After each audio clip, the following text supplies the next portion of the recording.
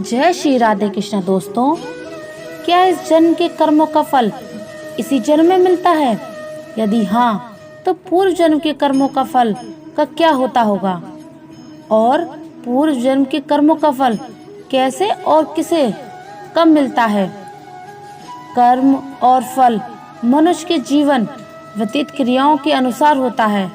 हमारा पूर्व जन्म कब, कहाँ, कैसे था, शायद ही किसी को पता हो, क्योंकि जब इंसान जन्म लेता है तो वह एक शिशु के रूप में होता है, और जब वह बड़ा होता है तो संसार के माया जाल में फंस जाता है।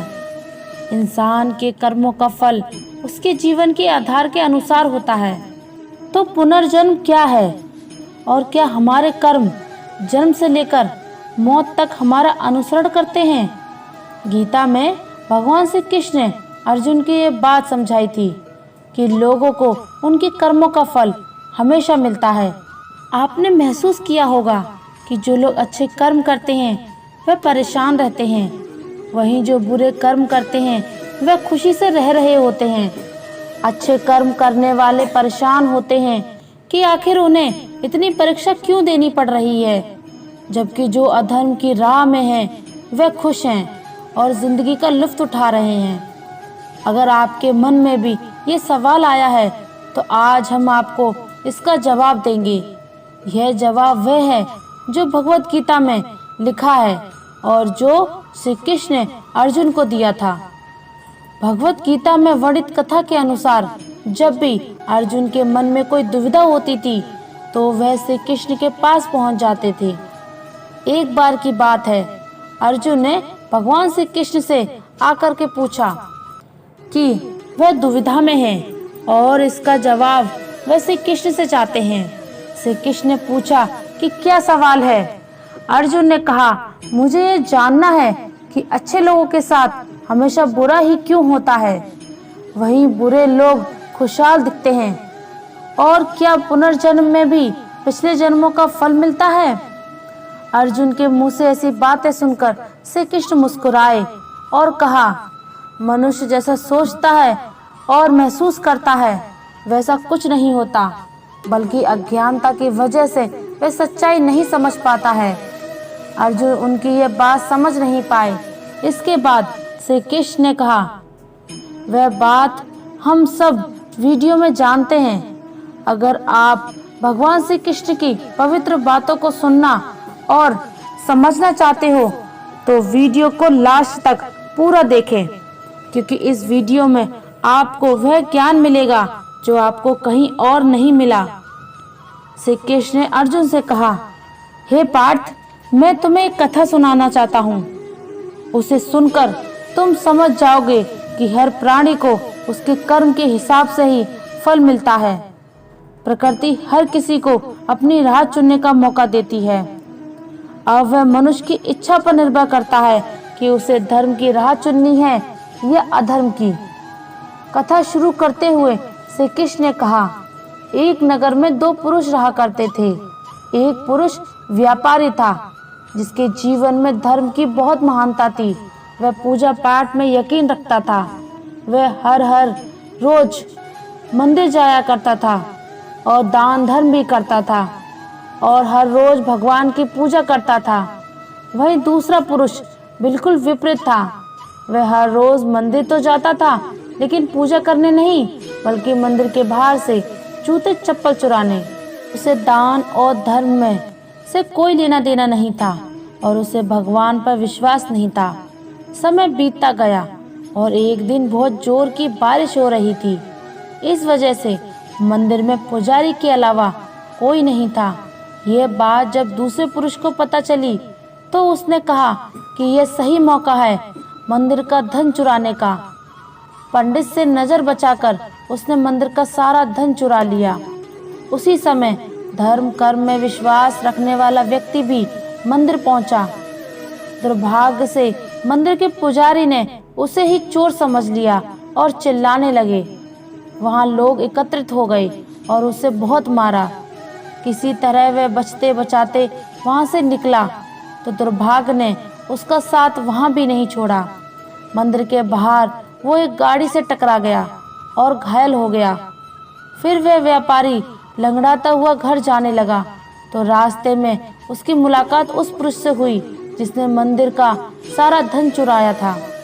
उसने कहा, आज तो मेरी किस्मत चमक गई, एक साथ इतना सारा धन मिल गया। यह सब देखकर उसे बहुत बुरा लगा और उसने अपने घर से भगवान की सारी तस्वीरें निकाल दी। कुछ सालों के बाद दोनों पुरुषों की मृत्यु हो गई। मरने के बाद जब दोनों यमराज की सभा में पहुंचे और भले पुरुष ने दूसरे पुरुष को देखा तो उसे बहुत गुस्सा आया। उसने क्रोधित होकर यमराज से पूछ ही लिया, मैं तो हमेशा अच्छे कर्म करता था, दान धर्म में विश्वास रखता था, उसके बदले जीवन भर मुझे अपमान और दर्द ही मिला, और इस व्यक्ति को नोटों से भरी पोटली, आखिर ऐसा भेदभाव क्यों? इस पर यमराज ने कहा, पुत्र, तुम गलत समझ रहे हो। जिस दिन तुम्हारी गाड़ी से टक्कर हुई थी वह दिन तुम्हारे जीवन का आखिरी दिन था, परंतु तुम्हारे अच्छे कर्मों की वजह से तुम्हारी मौत सिर्फ एक छोटी सी चोट में बदल गई। तुम इस दुष्ट व्यक्ति के बारे में जानना चाहते हो? दरअसल इसके भाग में राजयोग था, मगर इसके कुकर्म और अधर्म की वजह से वह सिर्फ एक छोटी सी धन की पोटली में बदल गया। कथा सुनाने के बाद श्री कृष्ण अर्जुन से कहते हैं, पार्थ, क्या अब तुम्हें तुम्हारे सवाल का जवाब मिल गया होगा? ऐसा सोचना कि भगवान तुम्हारे कर्मों को नजरअंदाज कर रहे हैं, यह बिल्कुल भी सत्य नहीं है।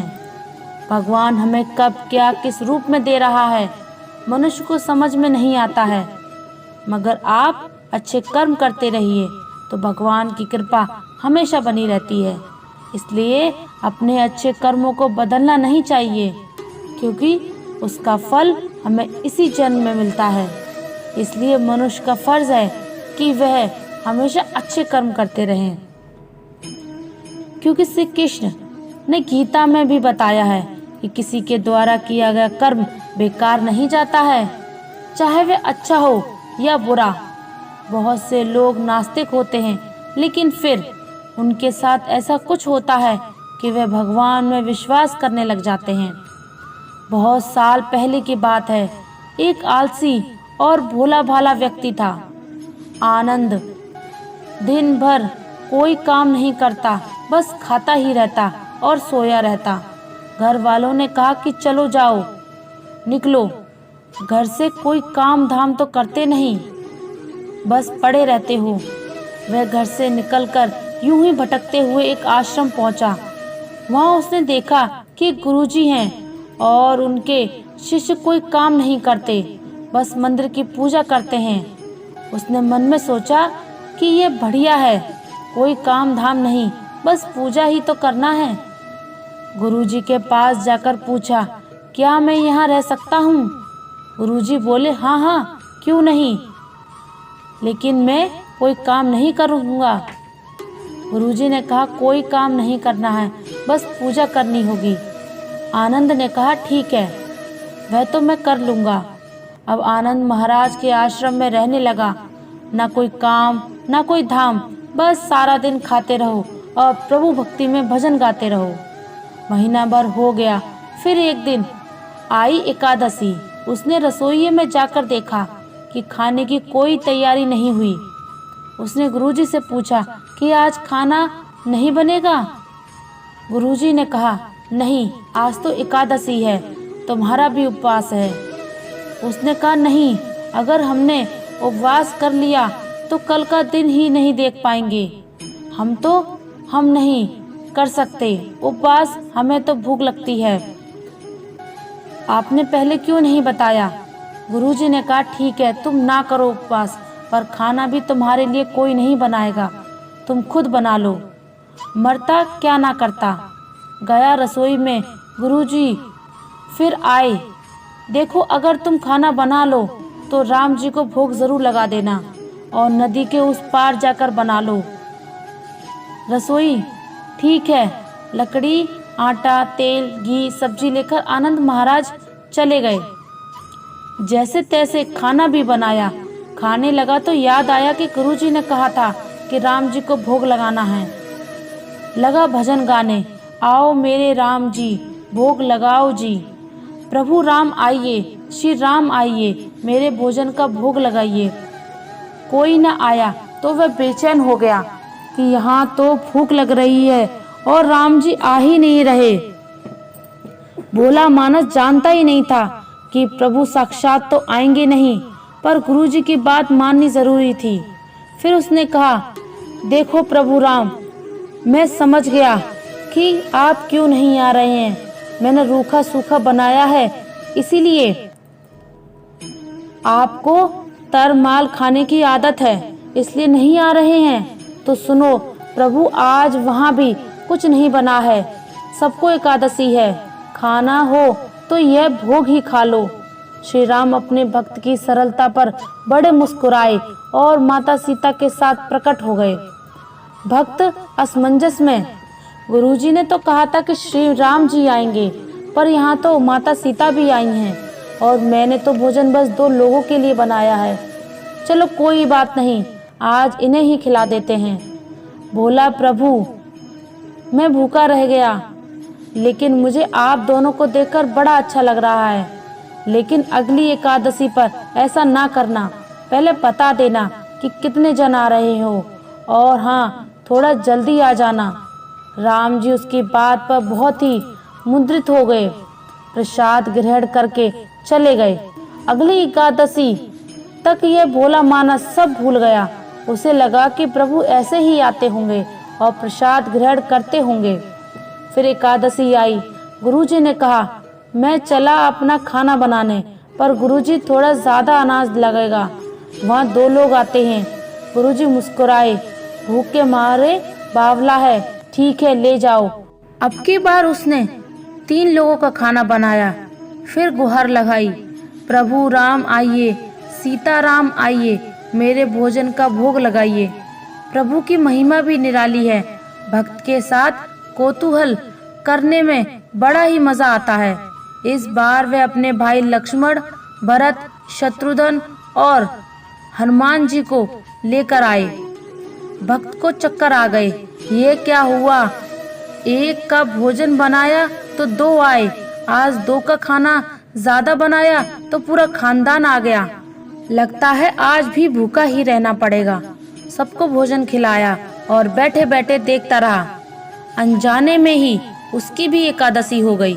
फिर अगली एकादशी आने से पहले गुरुजी से कहा, गुरुजी ये आपके प्रभु राम जी अकेले क्यों नहीं आते, हर बार इतने सारे लोगों को ले आते हैं, इस बार अनाज ज्यादा देना।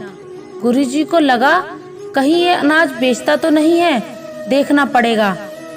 जाकर भंडार में जाकर कहां से इसे जितना अनाज चाहिए दे दो, और छुपकर उसे देखने चल दिए। इस बार आनंद ने सोचा, कहा ना पहले नहीं बनाऊंगा, पता नहीं कितने लोग आ जाएं, पहले बुला लेता हूँ फिर बनाता हूँ।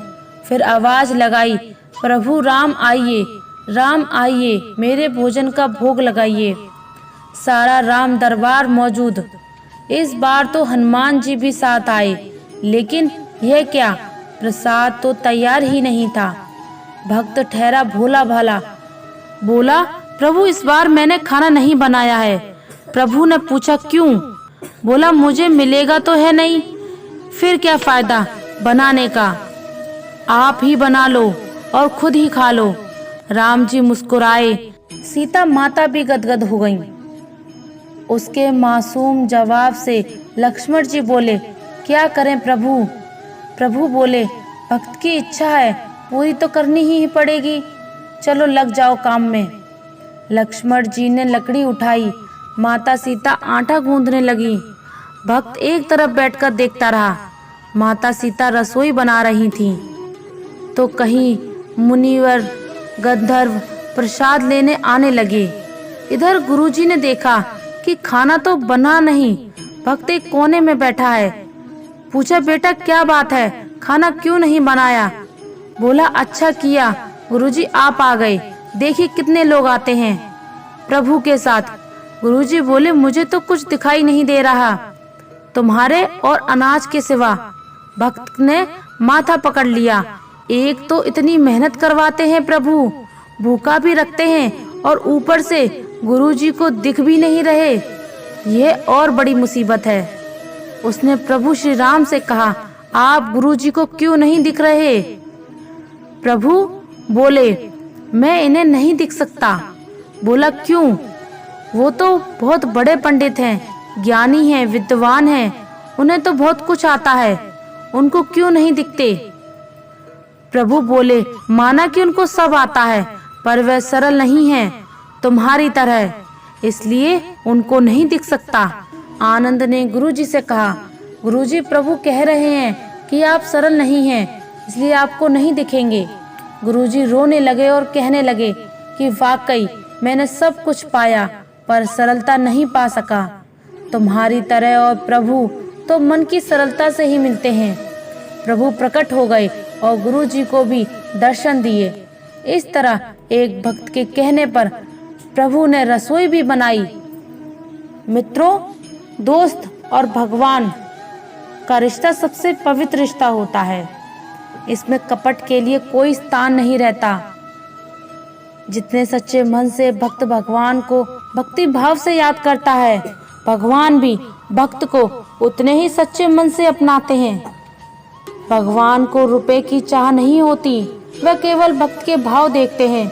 यदि सच्चे मन से भगवान को सूखी रोटी भी अर्पित हो जाए तो वह उसे भी स्वीकार कर लेते हैं। जबकि छल कपट से कमाई गई दौलत से दिए गए हीरे मोती भी भगवान के लिए मिट्टी समान हैं। दूसरों की मदद करके हम भगवान की भक्ति कर लेते हैं।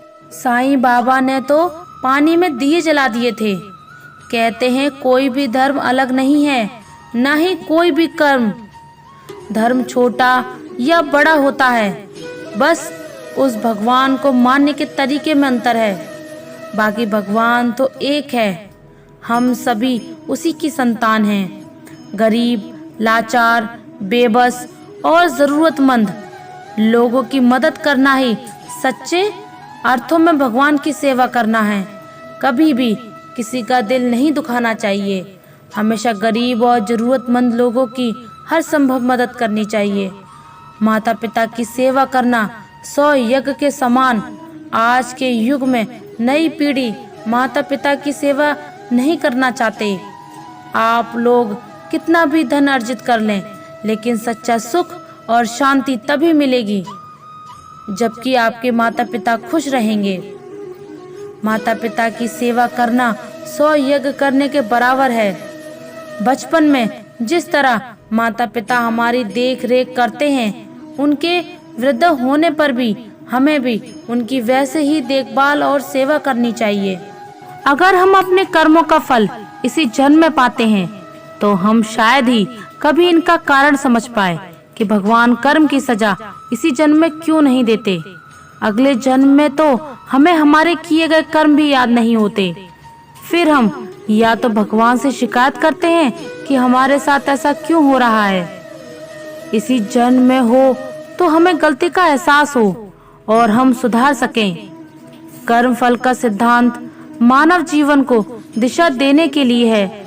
जहाँ गरीबी थी वहाँ कयामत का सिद्धांत चला, और जहाँ अमीरी थी वहाँ पुनर्जन्म का सिद्धांत चला। भारत में अमीर देश था तो यहाँ धन और शक्ति से संपन्न लोगों को बुरा कर्म करोगे तो अगले जन्म में भुगतोगे। यह डर दिखाया गया, जिससे स्वतंत्रता के नशे में चूर व्यक्ति अधर्म करने से डरे। लेकिन जहाँ गरीबी थी वहाँ ये पुनर्जन्म का भय नहीं चलता। काहे कि जब इसी जन्म में लाले पड़े हैं तो अगले जन्म की चिंता किसे होगी। तो फिर वहाँ कयामत का सिद्धांत चला कि जो भी है वह यही जीवन है। इस जीवन का पूरा उपयोग करो, कर्म करो। हमें पिछले जन्म का कर्म इस जन्म में भोगना होता है। कर्म किसी भी जन्म का हो, अगर उदय में आना बाकी है तो आगे कभी भी किसी भी जन्म में आ सकता है। अभी तो इसी जन्म में मिल रहे हैं, तभी कहते हैं जैसा बोओगे वैसा ही काटोगे। तो हमें हमेशा अच्छे ही कर्म करने चाहिए और बुरे कर्मों से बचना चाहिए। तो दोस्तों कैसा लगा आपको मेरा यह वीडियो, कमेंट सेक्शन में ज़रूर बताना। और अगर आप हमारे चैनल पर नए हैं तो चैनल को सब्सक्राइब ज़रूर कर लेना और कमेंट में जय श्री राधे कृष्णा ज़रूर लिख दे जाना। धन्यवाद। जय श्री राधे कृष्णा।